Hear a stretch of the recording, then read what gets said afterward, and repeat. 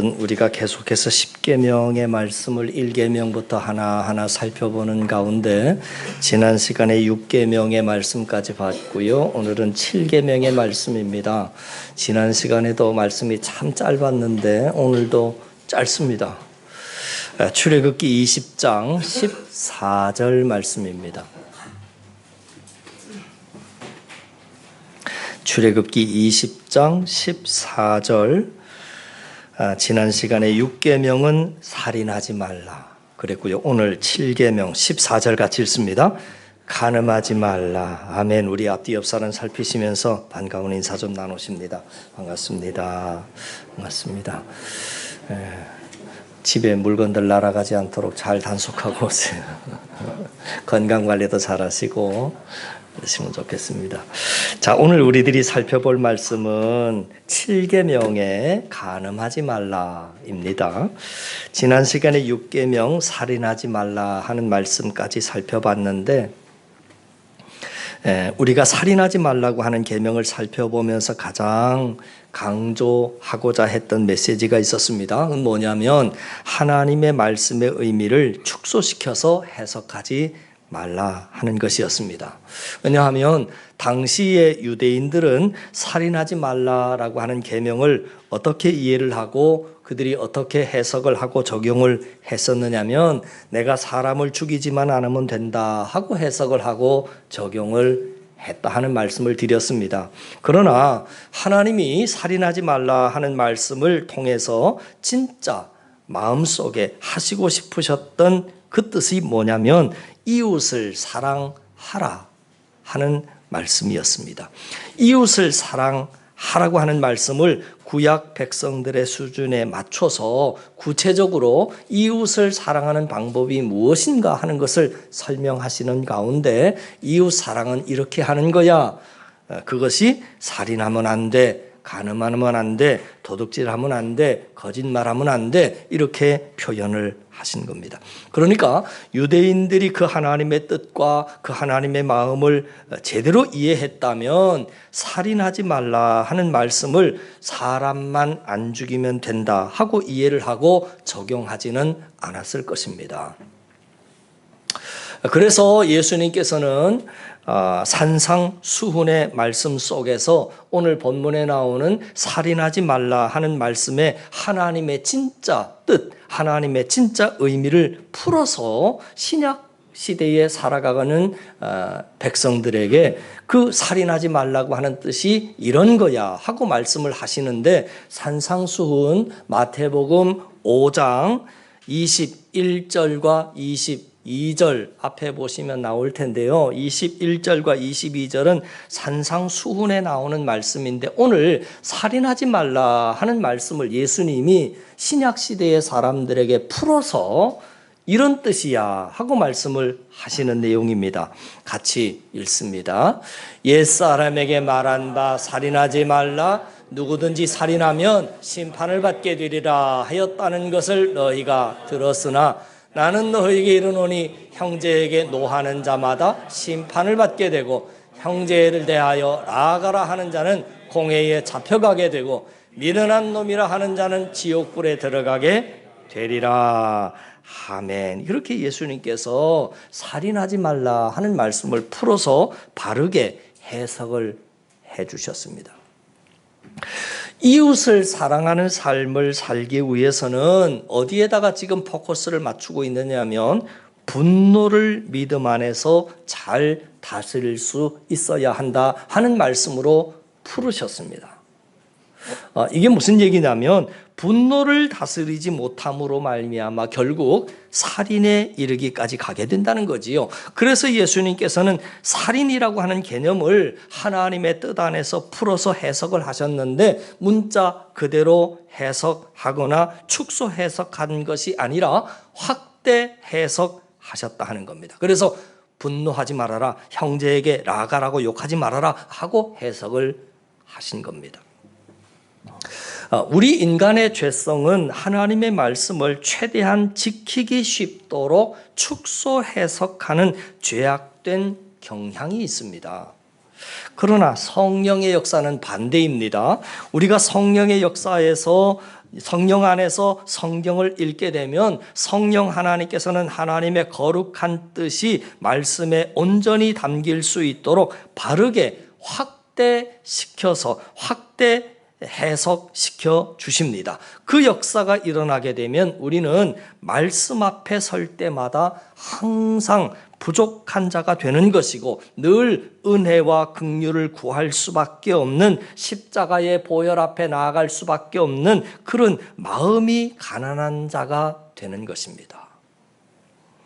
사도 바울처럼 그래서 내가 죄인 중에 괴수입니다라고 하는 고백이 나오게 된다는 겁니다. 그러나 당시의 유대인들처럼 말씀 안에 담긴 하나님의 그 깊은 뜻을 다 놓쳐버리고 그냥 말씀을 문자적으로만 해석을 하고 축소 해석시켜버려서 사람만 안 죽이면 돼, 성경만 읽으면 돼, 기도 시간만 채우면 돼, 이런 식으로 나가게 되면 그것을 하면 할수록 반복하면 반복할수록 우리는 유대인들처럼 마치 바리새인들처럼 목이 고다지고 스스로 의인이 되어 가는 것입니다. 오늘 우리가 살펴볼 7계명인 간음하지 말라 하는 이 말씀도 살인하지 말라 하는 말씀과 같은 원리로 접근을 해야 합니다. 간음하지 말라 하는 이 말씀을 통해서 하나님께서 진짜 우리에게 하시고 싶으셨던 깊은 의미들을 놓치지 않아야 된다는 것입니다. 그것을 위해서 우리들이 이 시간 마태복음 5장에 나와 있는 간음에 대한 예수님의 말씀을 살펴보면서 7계명을 마음속에 새겼으면 좋겠습니다. 자, 마태복음 5장 27절 그리고 28절 말씀해 보시면 이 간음에 대한 이야기가 이렇게 풀어집니다. 앞에 보시죠. 또 시작. 또 간음하지 말라 하였다는 것을 너희가 들었으나 나는 너희에게 이르노니 음욕을 품고 여자를 보는 자마다 마음에 이미 간음하였음니라. 자, 당시 유대인들은 이 말씀을 어떻게 해석을 했느냐면 잠자리를 실제적으로 같이 하는 육체적인 접촉이 있는 경우, 그 경우를 간음이다, 그렇게 해석을 했습니다. 결혼도 안 한 남녀가 성관계를 맺는다든지 결혼을 한 유부남 유부녀가 배우자가 아닌 다른 이성과 성관계를 맺는다든지 이런 것들만 간음으로 여겼다 하는 겁니다. 이게 바로 하나님의 뜻을 놓쳐버린 축소 해석입니다. 예수님은 이렇게 의미를 축소해버린 7계명의 진정한 의미를 다시 한번 바르게 해석하며 말씀을 해주셨습니다. 간음은 육체의 접촉만 있어야만 간음이 아니라 음란한 마음을 품는 것만으로도 이미 간음한 것이다 라고 말씀을 하셨습니다. 모든 간음죄는 여러분 음란한 마음을 품는 것으로부터 시작되기 때문에 그렇습니다. 우리는 이 대목에서 음욕을 품는다라고 하는 것이 무엇인지를 정확하게 짚고 넘어갈 필요가 있겠습니다.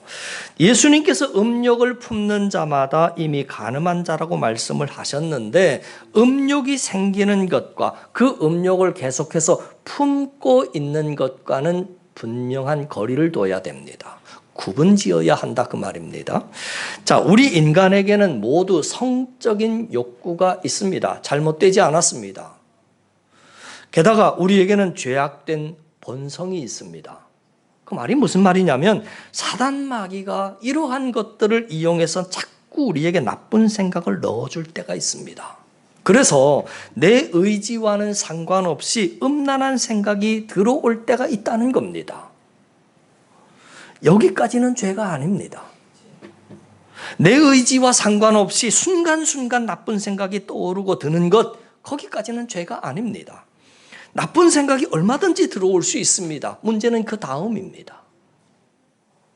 그 나쁜 생각이 들어왔을 때 건강한 사람은, 영적인 사람은, 말씀의 사람은 그 생각을 빨리 털어내버리는 겁니다. 차려놓은 음식에 여러분 순간 파리가 날아와서 그 음식을 먹기 위해서 앉을 수 있습니다. 그건 막기 어렵습니다. 그러나 정상적인 사람이라면 그 파리를 계속 음식에 붙어 있도록 놔두지는 않을 겁니다. 재빨리 손을 휘저어서 파리를 쫓아낼 것입니다. 빨리 떠나가게 만드는 것이 맞는 겁니다. 그러면 음욕이라고 하는 것도 마찬가지입니다. 여러분, 음란한 생각이 불쑥 들어온다라고 하는 것은 우리 안에 성욕이라고 하는 것이 있기 때문에 그건 어쩔 수 없는 것이지만, 믿음의 사람이라면 그 음란한 생각이 내 마음에 생겼을 때, 들어왔을 때, 그 음욕이 내 마음에 달라붙었을 때 빨리 털어버려야 된다라고 하는 거죠. 그런데 털어버리지 않고 그 나쁜 생각을 그대로 놔두면서 그걸 즐기거나 더 구체적인 행동으로 발전시킬 생각을 하게 되면 그것이 바로 품는 거다. 음욕을 품는 거다 라고 말씀하시는 겁니다. 사람이 여러분 음란한 생각을 품고 있으면 품고 있는 그 마음이 보이지 않을 것 같지만 그렇지 않습니다. 품고 있는 생각은 증상으로 반드시 나타나게 되어 있습니다. 여러분, 어떤 증상이 나타나느냐면 일단 말이 음란합니다.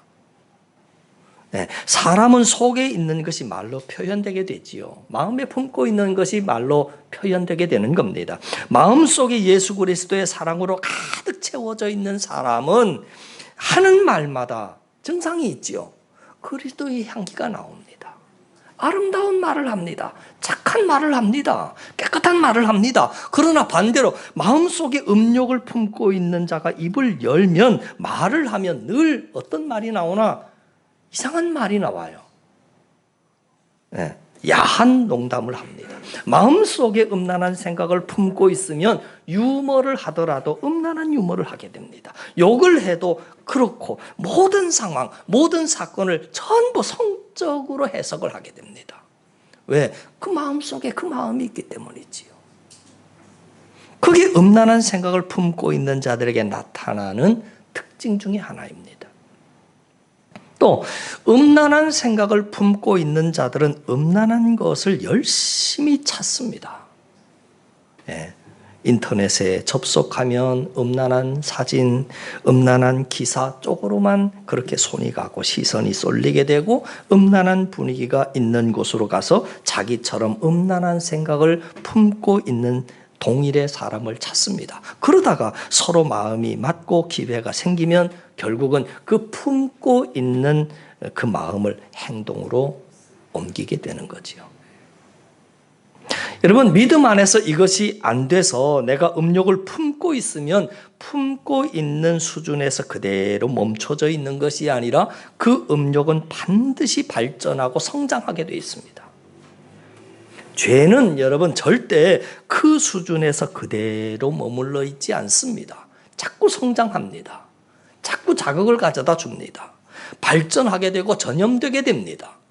그래서 결국 나중에는 행동으로 옮겨지는 무서운 결과를 낳게 된다 하는 것입니다. 여러분, 이 세상 어느 누구도 예를 들어 지난 시간에도 말씀드렸죠. 암 걸렸다라고 할 때 오늘 박대림 장로님 잘 오셨는데 김순인 권사님 잘 수술 마치고 건강 잘 회복이 되고 한다는 그런 좋은 소식 들었습니다. 일기였어요. 자, 근데 여러분 예를 들어 볼게요. 암이라고 하는 병을 이야기할 때 암은 절대로 걸려서는 안 되는 병이지요. 그 생명에 지장이 있기 때문에 그런 겁니다. 암은 근데 어떤 사람이 이렇게 말할 수 있죠. 암은 말기만 아니면 돼. 일기도 괜찮고 2기도 괜찮고 3기 괜찮아. 그렇게 말하는 사람은 이 세상에 단 한 사람도 없습니다. 암은 할 수만 있으면 1기도 안 걸려야 하는 겁니다. 1기도 암은 암입니다. 말기만 암이 아니라 2기도 암이고 3기도 암입니다. 그러니까 간음하지 말라 하는 7계명을 유대인들처럼 육체적인 성관계의 차원에서만 해석을 하고 적용을 하게 되면 이 계명 앞에서 사람들은 다 어떤 현상이 나오냐? 떳떳하게 되는 겁니다. 의인이 되어가는 겁니다. 그러면 무슨 현상이냐? 하나님의 말씀과 나와는 관계가 없는 거죠. 십자가의 보혈이 필요 없는 겁니다. 구원의 은혜도 필요 없는 겁니다. 나는 다른 배우자와 잔 적 없어. 그래서 예수님이 말씀하셨잖아요. 음욕을 품는 자마다 이미 간음한 자니라. 음욕을 품은 간음이라고 하는 암의 1기도, 2기도, 암은 암이다라고 하는 겁니다. 다 똑같은 겁니다.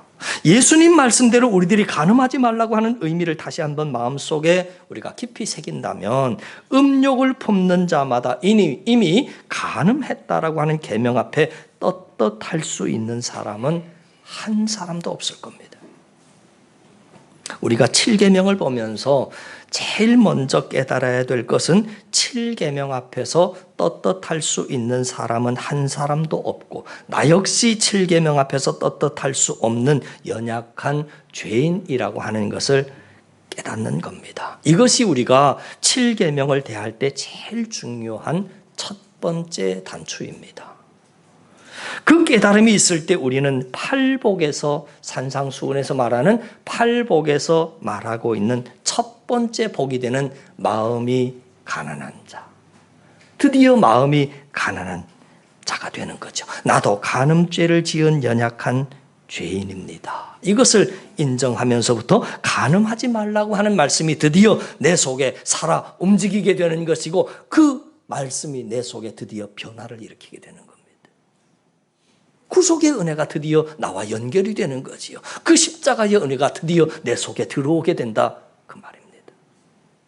그러나 유대인들처럼 7계명을 축소 해석해서 나는 이런 죄를 지은 적도 없고 앞으로도 이 간음죄만은 짓지 않는 것이라고 자신하면서 큰 소리를 친다면 예수님의 은혜는 여러분과 관계없는 말씀이 되고 마는 거지요. 왜냐? 예수님은 이 땅에 죄인을 부르러 온 것이 아니라 의인을 부르러 온 것이 아니라 죄인을 부르러 오셨기 때문입니다. 자, 다음으로 우리가 생각해 봐야 될 말씀은 마태복음 5장 29절, 조금 전에 28절 봤죠? 29절과 30절 말씀 한번 더 보시죠. 시작. 만일 내 오른눈이 너로 실족하게 하거든 빼어내버리라. 내 백체 중 하나가 없어지고 온 몸이 지옥에 던져지는 것이 유익하며 또한 만일 내 오른손이 너를 실족하게 하거든 찍어내버리라. 내 백체 중 하나가 없어지고 온 몸에 지옥이 던져지지 않는 것이 유익하니라. 아멘. 자, 예수님은 간음에 대해서 이야기를 쭉 해나가시다가 지금 방금 29절과 30절 말씀으로 넘어오셨습니다. 이 말씀이 무슨 말씀이냐면 연약한 죄인인 우리가 간음죄를 범하지 않기 위해서 크게 두 가지가 필요하다 말씀하는 겁니다. 그 두 가지가 뭐냐라고 할 때 첫 번째는 단호한 결단이 필요하다 말씀합니다. 자, 오늘 말씀에 보면 무시무시한 표현이 나와 있어요. 앞에 보시면 무슨 말이 나오고 오른눈을 빼버려라. 오른손을 찍어버려라. 이런 표현은 단호한 결단을 강조하기 위한 표현이지 문자 그대로 해석해서 간음하면 막 손 잘라야 되고 눈 뽑아야 되고 그 얘기가 아닙니다.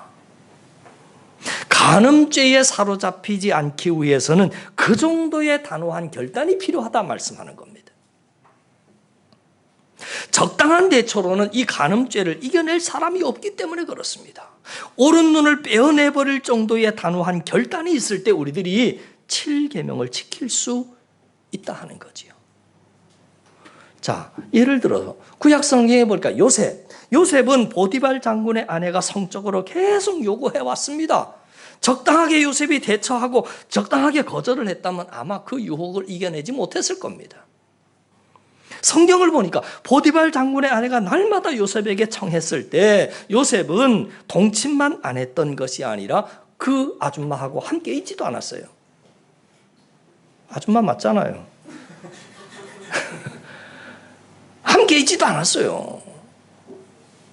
이게 바로 단호한 결단입니다. 그리고 나중에 이 아줌마가 또 어디선가 갑자기 튀어나와가지고 요셉의 옷을 잡고 유혹했을 때 요셉은 옷을 버려두고 그냥 도망갔다 이렇게 나와 있습니다. 이게 바로 단호한 대처의 모습이지요. 적당히 상황을 모면하고 적당히 대처한 것이 아니라 단호한 대처입니다.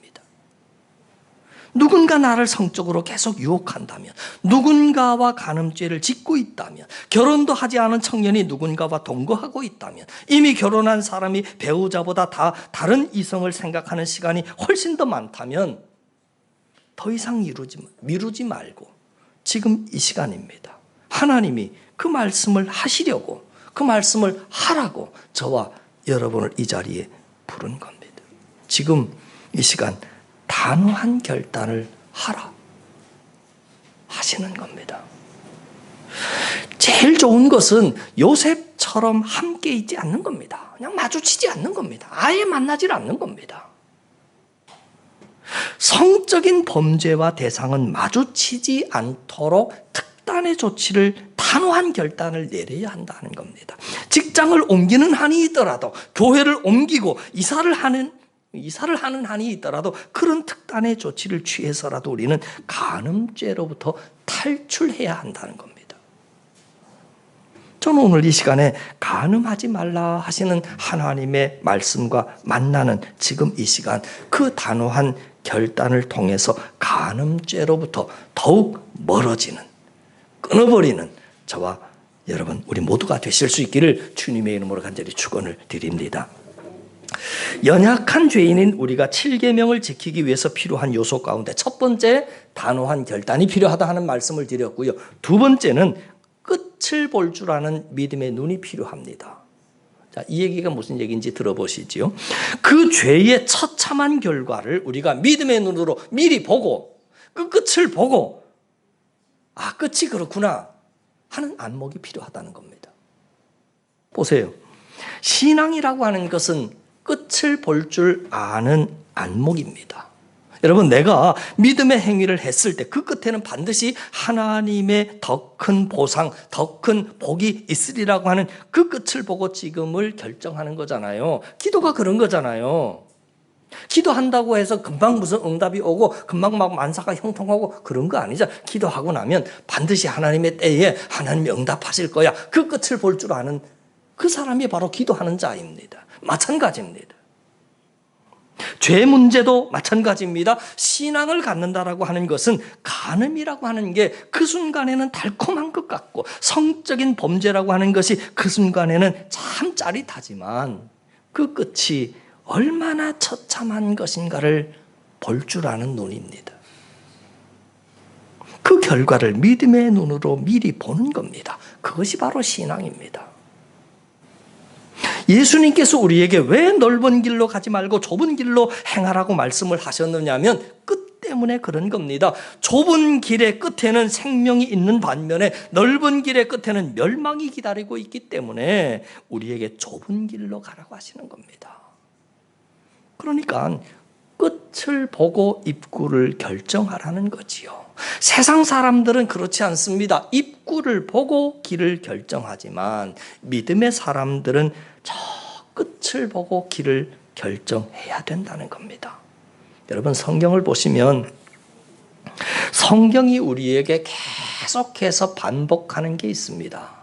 사람의 이름이 다르고 상황이 다르고 시대가 다르고 정치가 다르고 조금씩 다 다른 것 같지만 결국 반복해서 하는 게, 보여주는 게 뭐냐면 하나님의 말씀대로 사는 사람의 끝이 어떻게 끝나는지를 보여줍니다. 하나님 말씀대로 살았더니 그 사람의 시작은 이랬고 끝은 이랬다. 그 얘기를 계속해서 반복해 보여줍니다. 또 반대로 하나님의 말씀을 버리고 자기 생각, 자기 소견대로 사는 사람, 자기 욕심대로 사는 사람의 끝도 보여줍니다. 이렇게 시작했는데 이렇게 끝나더라. 그걸 반복해 보여주는 거지요.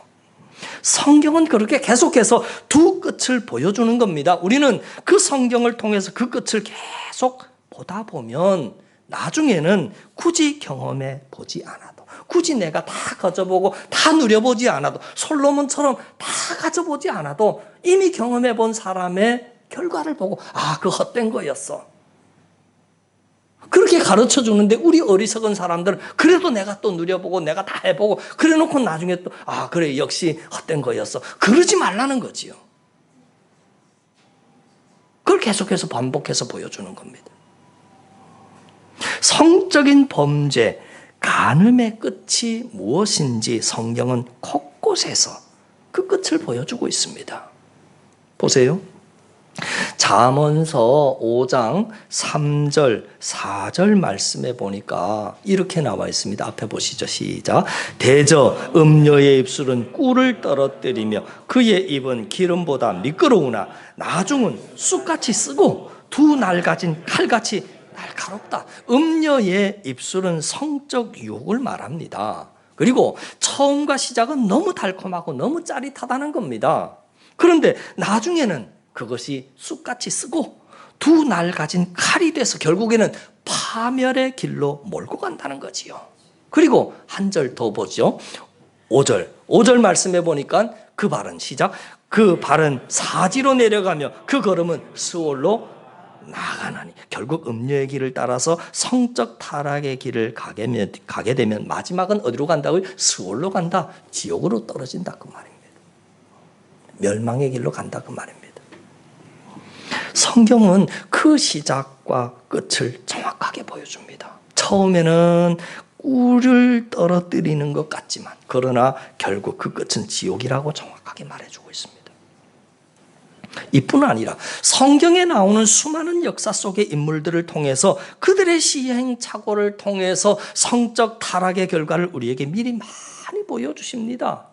또 한 사람을 대라고 한다면 다윗이 그랬잖아요. 여러분, 다윗을 통해서 간음죄가 얼마나 무서운 결과를 가지고 오는지를 보여줬습니다. 솔로몬을 통해서 배우자를 많이 거느린 사람이 얼마나 머리 아픈 일이고 얼마나 치명적인 독이 그 속에 숨어져 있고 그것이 한 가정과 한 나라를 얼마나 망치게 되는 일인가라고 하는 것을 성경을 통해서 우리가 똑똑하게 보여줍니다. 오늘 이 예배 시간을 통해서 진리의 말씀과 성령의 역사를 통해서 끝을 볼 줄 아는 믿음의 안목, 영적인 안목이 더욱더 선명해질 수 있는 저와 여러분 우리 모두가 다 되실 수 있기를 주님의 이름으로 간절히 축원을 드립니다. 자, 간음의 문제를 이야기하다가 말씀을 조금만 더 볼게요. 마태복음에 간음의 이야기를 하시던 예수님의 말씀이 이제 어디로 이어지게 되느냐면 이혼의 문제로 이어집니다. 그 내용이 오늘 5장 31절과 32절부터 말씀입니다. 준비가 안 됐어요? 네. 성경 한번 찾아보십시다. 마태복음 5장 31절 32절에 가시면 그냥 제가 말씀을 읽어나가면서 설명을 드리지요. 갑자기 이혼 문제로 넘어가게 되는데 왜 간음 문제를 말씀하시다가 주제가 어디로 이혼의 문제로 넘어가느냐면 당시 유대인들은 이혼에 관한 모세의 율법을 악용했습니다. 그래서 자신들이 간음죄를 정당화시켰기 때문에 그렇습니다. 자, 예수님이 말씀하신 이혼의 문제에 대한 자세한 설명은 이 시간에 그것이 주제가 아니기 때문에 그건 다루지 않겠습니다. 왜냐하면 이혼의 문제는 한두 마디로 아주 간략하게 설명할 수 있는 문제가 아니기 때문이죠. 자, 오늘 말씀의 중요한 것은 이것입니다. 예수님이 이 말씀을 하실 때 유대인들에게는 이미 심각한 간음죄가 있었는데 그것을 이혼법을 이용해서 그 죄를 덮어버리고 있었다라고 하는 겁니다. 그러니까 간음하지 말라고 하는 계명 앞에 유대인들은 그 당시에 떳떳했습니다. 나는 간음하지 않았어. 왜요? 죄를 다 덮어버렸습니다. 뭘로 덮었다고요? 이혼죄로 덮었습니다. 간음죄를 지었음에도 불구하고 모세의 율법을 이용해서 악용해서 그 죄를 덮어버리고 있었기 때문에 간음하지 말라고 하는 말씀 앞에서 저들은 떳떳한 사람들이었습니다. 근데 예수님께서 다시 그 죄를 뒤집어 놓으신 거죠. 들추어내신 겁니다. 성경에서 여러분 이혼을 허락하는 경우 딱 한 경우입니다. 어떤 경우가 이혼을 허락하느냐면 배우자가 간음한 경우입니다. 배우자가 간음한 경우 무조건 이혼해야 된다라고 하는 것이 아니라 그것이 포커스가 아니라 그 경우에는 허락한다 라고 하는 것이 포커스이지 무조건 이혼해야 된다 그게 아닙니다. 이 말은 배우자의 간음죄까지도 주의 사랑으로 덮을 수 있으면 좋고 용서해 주면 좋고, 그러나 그것이 도저히 안 되면 이혼을 허락한다 그 얘기입니다. 배우자가 간음한 그런 정당한 이유가 없는 이혼, 그것은 본인들은 이혼을 했다고 생각할지 모르지만 하나님 입장에서는 그건 인정할 수 없는 이혼입니다. 하나님이 보시기에는 여전히 부부관계입니다. 그런데 그 여자가 이혼이 됐다고 생각을 하고 또 다른 남자를 만나서 부부 생활을 하게 되면 이 남자는 그 여자를 결국 간음하게 만든 것이고, 또 그 사실도 모르고 이 이혼한 여자와 재혼한 남자도 간음하게 되는 격이 되는 겁니다. 예수님께서 마지막 부분에 그 말씀을 하고 계시는 겁니다. 자, 핵심은 이것입니다. 우리의 죄성은 죄를 인정하고 그 죄를 고백하는 쪽으로 가면 좋겠는데 그런 것이 아니라 자꾸 우리는 법을 이용해서 죄를 덮고 합리화시키고 합법화시키는 쪽으로 우리는 자꾸 간다 하는 겁니다. 그게 우리의 죄성입니다. 우리의 본 모습입니다. 이게 우리의 아주 나쁜 죄성입니다. 사람이 연약해서 죄 지을 수 있습니다.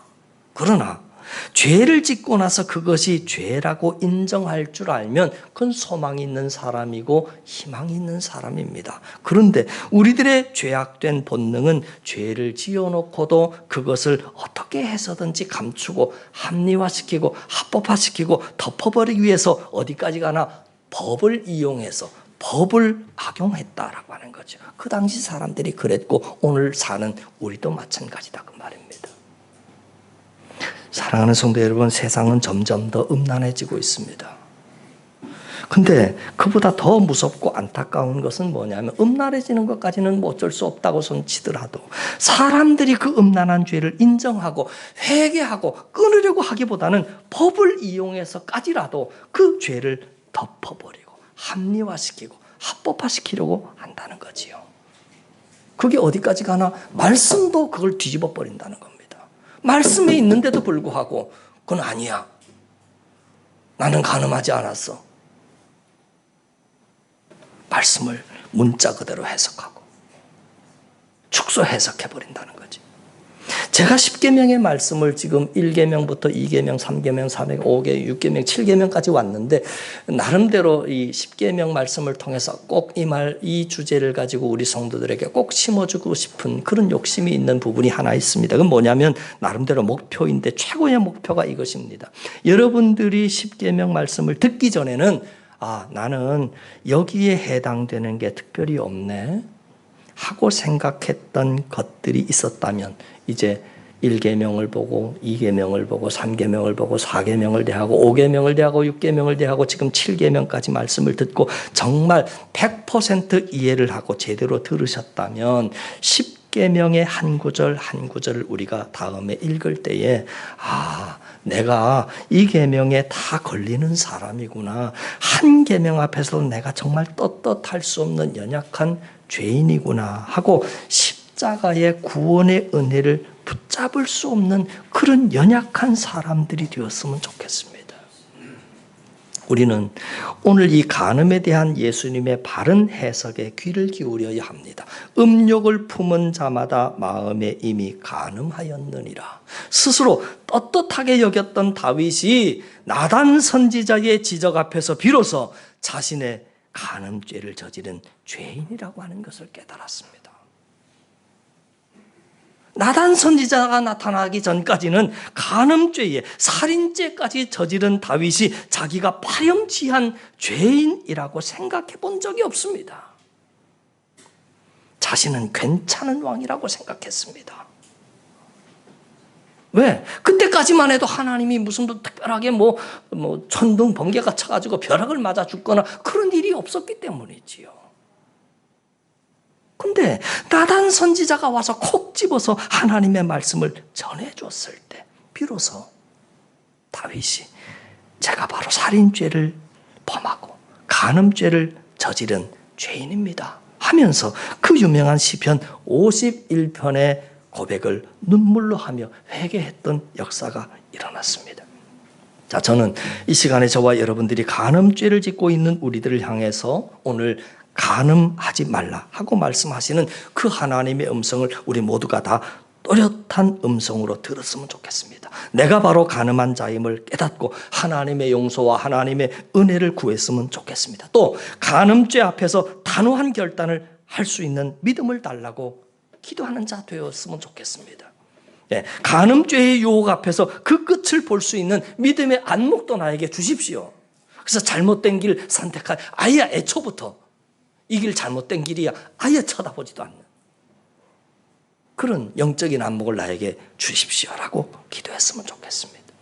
그래서 간음죄로부터 자신의 마음, 자신의 신앙을 잘 지켜내고 자신이 속한 가정도 지켜내고 자신이 속한 교회를 잘 지켜낼 수 있는 거룩하고 성결한 주의 백성들, 우리 한사랑 사람들 다 되시기를 주님의 이름으로 간절히 축원을 드립니다. 기도드리겠습니다.